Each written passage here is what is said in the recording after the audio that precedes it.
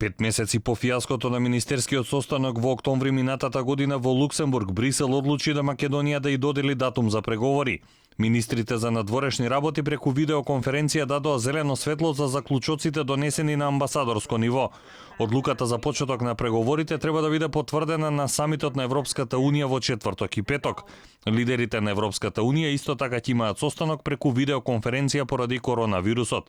Европската комисија ќе ги спроведе подготовките, а првата меѓувладина конференција ќе се одржи во најбрз рок. Еврокомесарот за проширување Вархеј напише на Твитер дека се упатува јасна и гласна порака дека иднината на Западен Балкан е во ЕУ. Северна Македонија ја забрза работата од октомври донесен е Преспанскиот договор, билатералниот договор со Бугарија кој дава пример за целиот регион. Ова треба да го отвори патот за земјата.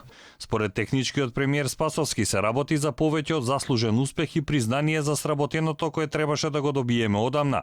Потек со кој се исправа стратешката грешка на ЕУ од октомври минатата година.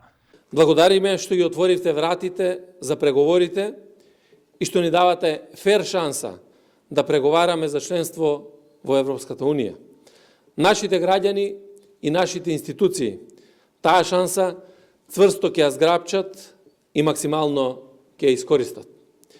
Сите ние во владата, во државните институции ќе работиме посветено да успееме брзо и со успех да ги затвориме преговорите, а Република Северна Македонија да е дел од Европската Унија.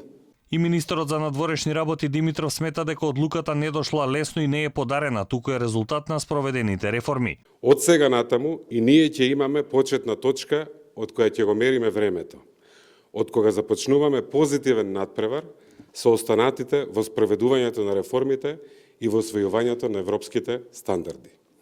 И до сега, но од сега па наваму уште повеќе, од нас самите зависи.